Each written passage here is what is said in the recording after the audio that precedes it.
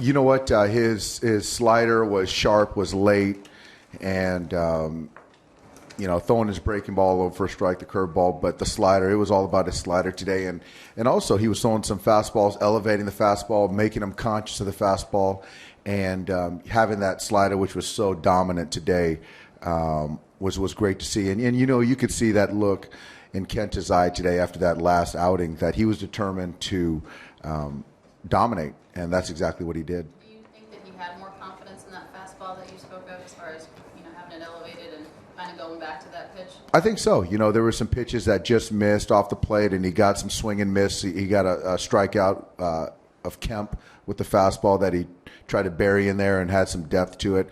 The elevated fastball to Norris on the strikeout, and there were a couple late swings on the fastball, so he used it. But when he can use that, but also that deathly slider that had that late life and depth, he can dominate. And that was 13 punch in 7 innings was just what we needed. That's the second time this season he's given you 7. First time, I believe, since April. How much did you need that? We did. And I think even for his psyche, for the starters, and just to go into the break like that and to finish so strong, it was great for him. And, he doesn't lack for confidence. He's such a fighter and competitor. And obviously he's had some obstacles with injury as far as ball off the foot or the shin and the ball off the hand, but still competing. And so he's had a great first half. That natural inside-out swing, how he typically goes to the right side, hit all 3 to the left.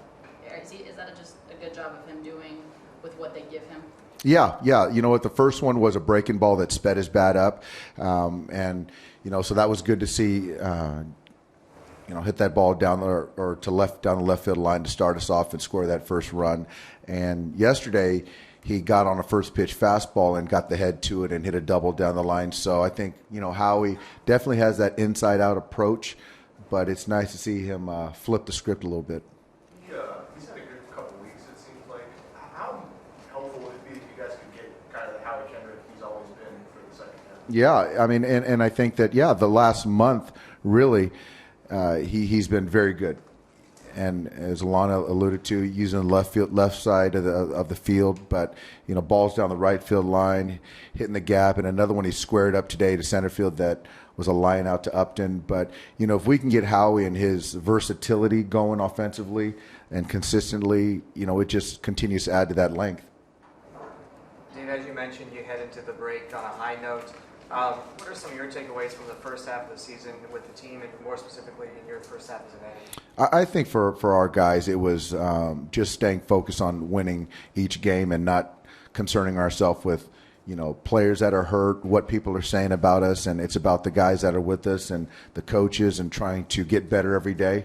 And I think there was a couple stretches in there where we could have went the other way, but guys are in that room are very accountable to each other. And so I think that's the thing that is the most encouraging. And I think that for me and the coaches, it's virtually a new staff, and we're continually trying to learn, get better, build relationships with the players. But, there's always room for growth.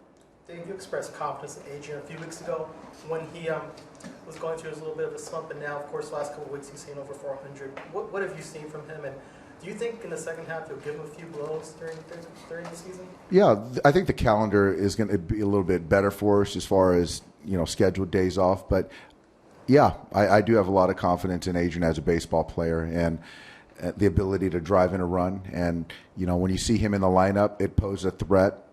And it was nice to see him get going. But I think with Adrian, he's been there, done that. He's a streaky guy, but there's no panic. He's a pro. And there's a lot to be said for consistency. And but yeah, I definitely plan on giving him days here and there because, with what Slikey did today, he's got to play. And so, got to use the whole roster, certainly. What's been the biggest difference for Yasmani, beginning the homestand and ending the homestand? He raised his average by quite a bit. Yeah, you know what? I think as far as the velocity off the bat, that's been consistent. He's hit the ball hard all year long.